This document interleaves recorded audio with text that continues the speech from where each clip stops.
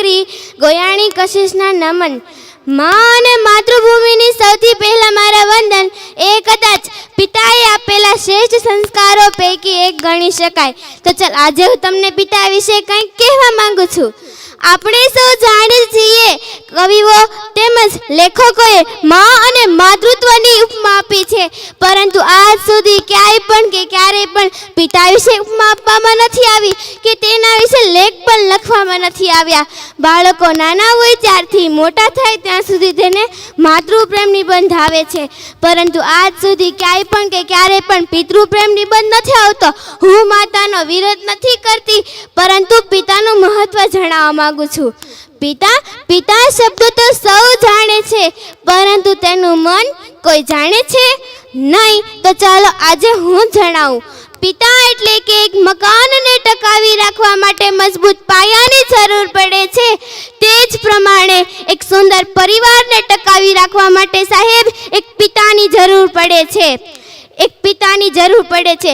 પિતાની હાજરી સૂરજ જેવી હોય છે. શું? પિતાની હાજરી સૂરજ જેવી હોય છે.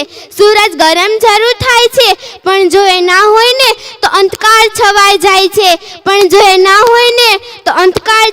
જાય છે. એક એવી કહેવત છે, ઘોડે ચડતો બાપ મળશે પણ છાણા વીણતી માં ન મળતી. ફક્ત હું તમને એટલું જ કહેવા માંગુ છું કે એ બાળક પાસેથી જાણી તો જોજો કે જે બાળકે પોતાના પિતાને ગુમાવ્યા છે, પોતાના પિતાનો પ્રેમ મળ્યો નથી, એ બાળક પાસેથી જાણી તો જોજો કે જીવનમાં પિતાનું મૂલ્ય શું હોય છે. જે બાળકે પોતાના પિતાને ગુમાવ્યા છે તે બાળક પાસેથી જાણી તો જોજો. જો પિતા એક એવી વ્યક્તિ હોય કે જેના પડછાયામાં દીકરીઓ રાજ કરે છે, બાપે હસ્તી હોય છે, તેના પગરખાથી લઈને તેની દીકરીને પ્રેમ હોય છે. એક એવી કહેવત છે, તું નાનો હતો, પાપા પગલી ભરતો હતો, રમતા રમતા પડી જતો, ત્યારે મનમાં એક જ વિચાર આવતો કે પપ્પા છે ને કોલેજ જતો, મોજ મસ્તી કરતો, કોઈ મૂંઝવણ અનુભવતો, ત્યારે મનમાં એક જ વિચાર આવતો કે પપ્પા છે ને સ્કૂલે જતો, જ્યારે છોડવા આવેલા પપ્પાને પાછો વળી ટાટા કહેતો, ત્યારે મનમાં એક જ વિચાર આવતો કે પપ્પા છે ને. પરંતુ તારા લગ્ન બાદ તારા પત્નીને કહેવાથી તારા પપ્પાને વૃદ્ધાશ્રમમાં મૂકતા પહેલા તને એ વિચાર કેમ ન આવ્યો કે પપ્પા છે ને. બસ અહીં બેઠેલ મારી તમામને એક જ વિનંતી કે તમે તમારા માતા કે પિતાને ક્યારેય વૃદ્ધાશ્રમમાં ના મૂકતા, કારણ કે એ છે ને ત્યારે જ તમે છો, એના વગર તમારું ક્યાં અસ્તિત્વ જ નથી. છતાં પણ તમારે જાણવું જોઈએ ને કે મારા પપ્પા વગર મારી ઓકાત શું છે. તો તમારી જ શેરીમાં એક દિવસ તમારા પપ્પા સાથે આટો મારજો અને એક દિવસ એકલા આટો મારશો. જે દિવસે તમે એકલા આટો મારશો ને તે દિવસે તમને બોલાવવાની વાત તો અલગ જ રહી, સામું પણ નહીં જોવે. માં ઘરનું ગૌરવ છે ને તો પિતા ઘરનું અસ્તિત્વ છે. માં પાસે અસુરોની ધારા તો પિતા પાસે સંયમ હોય છે. બે સમયનું ભોજન માં બનાવે છે ને તો જીવનભરની ભોજનની વ્યવસ્થા એક પિતા કરે છે. ક્યારેક આપણે પડી જઈએ કે ઠોકર લાગે ને ત્યારે આપણા મોંમાંથી એમ બોલાય, ઓ માં, પરંતુ રસ્તો પાર કરતા ટ્રક અચાનક પાસે આવીને બ્રેક લગાડે ને ત્યારે આપણા મોંમાંથી એમ બોલે, ઓ બાપરે. નાના નાના સંકટોમાં માતા યાદ આવે છે અને મોટા મોટા સંકટોમાં પિતા યાદ આવે છે. ફક્ત હું તમને એટલું જ કહેવા માંગુ છું કે મને મારા પપ્પા કરતાં મને સાંજ વધારે ગમે છે. મારા પપ્પા તો મારા માટે સારા રમકડા જ લાવે છે. અરે આ સાંજ તો મારા પપ્પાને લઈને આવે છે. જો પિતા એક એવી વ્યક્તિ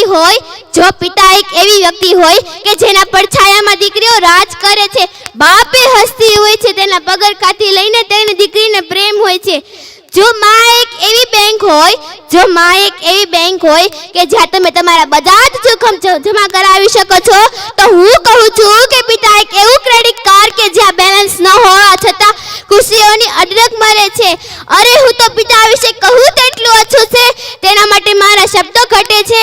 પરંતુ સમયને મર્યાદાને ધ્યાનમાં રાખીને હું મારી છેલ્લી પંક્તિ કહીને હું મારી વાણીને વિરામ આપીશ કે થાક ઘણો હતો ચહેરા પર, અનહદ પરિશ્રમ કરતા જોયા છે.